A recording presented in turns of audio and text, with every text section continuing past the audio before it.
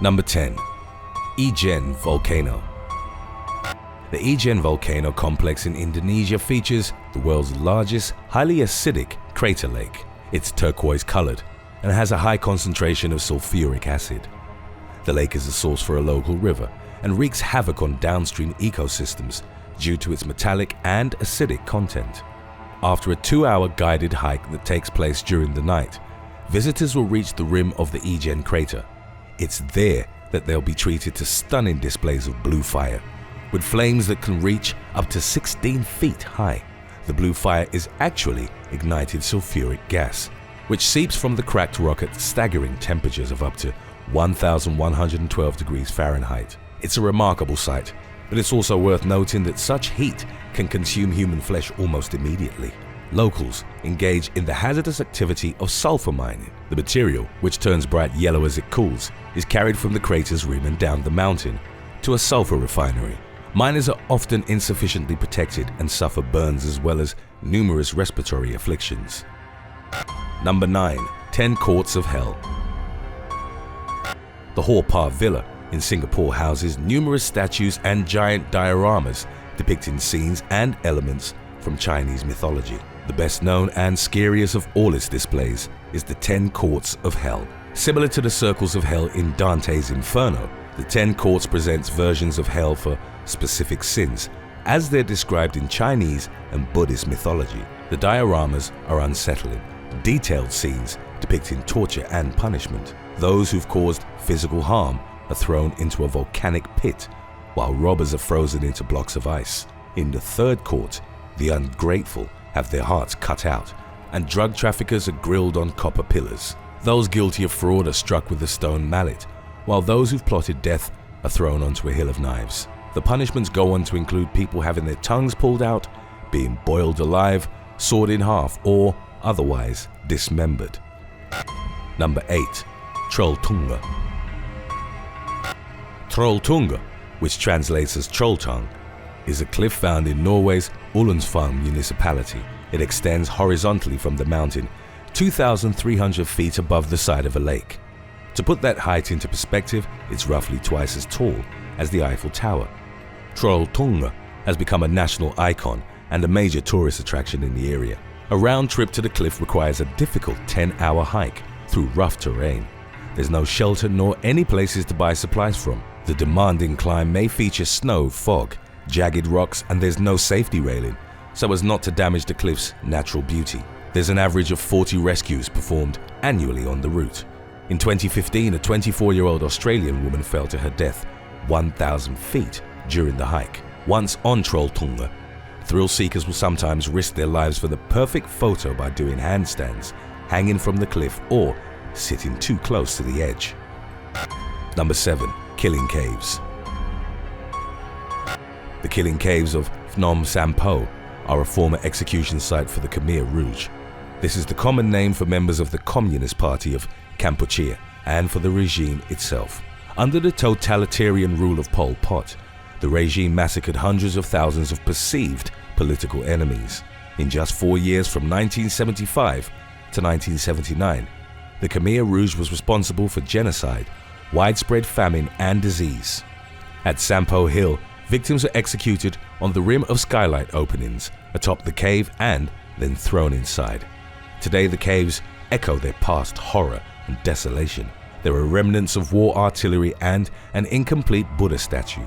At the base of the trail leading up to the caves, there's an old glass memorial containing the bones of those killed by the Khmer Rouge.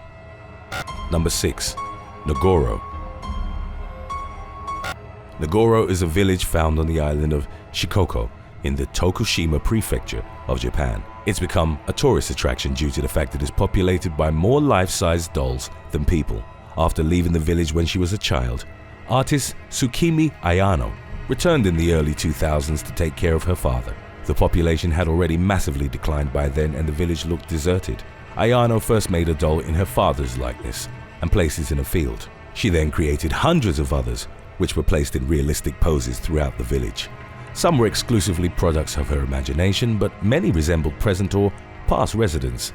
Other villages were inspired by Ayano's project. The school, which closed down in 2012, presently houses a large number of dolls. The village's dolls vastly outnumber its human population, which according to a 2019 census stands at only 27. Many will undoubtedly find the Nagoro doll village fascinating, but for anyone suffering from pediophobia, which is the fear of dolls, the village is a living nightmare. Number 5. Akodessewa Fetish Market. Found in Togo's capital city, the Akodessewa Fetish Market features numerous items to be used in voodoo rituals. A fetish in the context of these spiritual practices can be God, but also material, animal, plant, or human. It's imbued with power by the rituals, and Akodessewa is the largest market for talismans and charms. Voodoo, or voodoo, is believed to have originated in West Africa and then taken by captives to the Caribbean and South America. It was there that it mixed with Roman Catholicism to form a hybrid religion.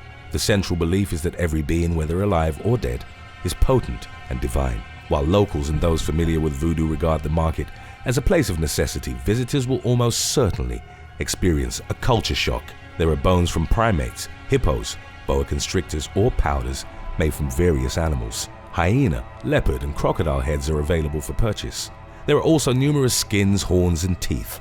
The stench alone has been described by some as overwhelming. Aside from the abundance of dead animal items, there are also voodoo priests that visitors can consult regarding personal matters or various health conditions. Number 4. Plastinarium. Between 1977 and 1982, Dr. Gunther von Hagens devised a unique and controversial embalming technique called plastination. It essentially involved extracting most of the water from a cadaver's tissues and replacing it with synthetic polymers that preserved it in perpetuity as an anatomical model. Von Hagen's models don't smell or decay and even retain some properties of their original tissues. Some, however, have described them as being rather unsettling to look at, since plastination involves taking away a model's skin to reveal the underlying tissues. Human and animal specimens were grouped under the Body World's traveling exposition, which became massively popular.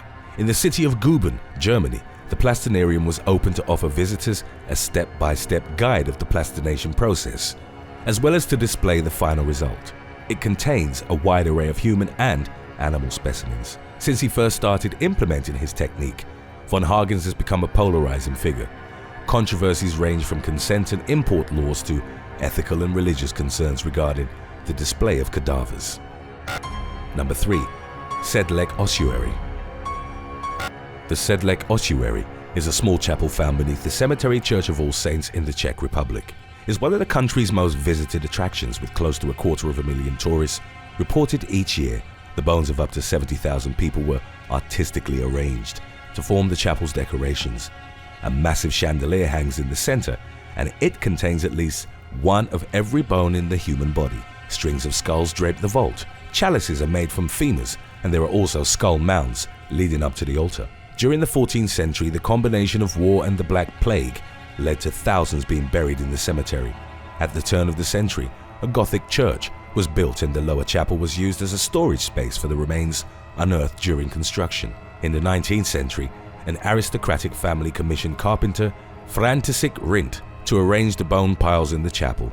Rindt's artistic creativity took hold, and that's how the macabre ossuary gained its current form. The artist's signature, also made from bones, can be seen near the chapel's entrance.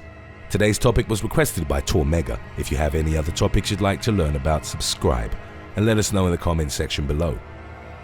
Number 2. Ordovician Theme Park.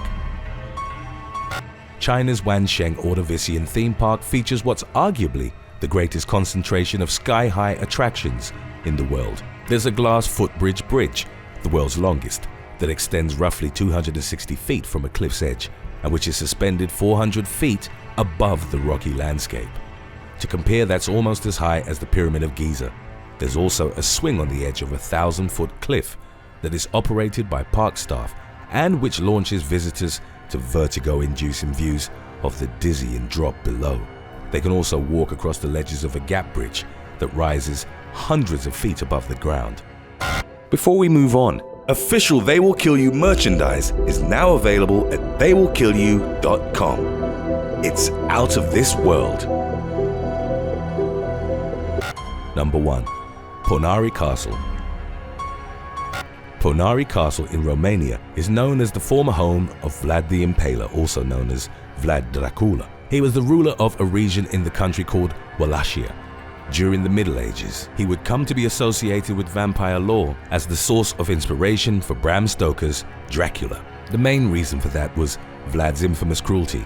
It was said that he loved the sight of blood, and he'd impale his enemies, creating horrific displays in the fields of Wallachia. Based on historical sources, Vlad was responsible for gruesome torture and mass murders. To reach Poenari Castle, which mostly lies in ruins, one must climb close to 1,500 stairs. Visitors who spent the night in the castle have reported strange and unsettling phenomena. Even in the hottest months, the temperature inside is much lower. The smell of rotten flowers, even though there are none in the area, fills the air at night, and visitors have experienced bizarre nightmares and the feeling of being watched. In at least one instance, a man reported having bite marks on his body without actually being physically assaulted. Thanks for watching. Would you rather spend a week in Dracula's castle or cross the Ordovician Park's Gap Bridge without a harness? Let us know in the comments section below.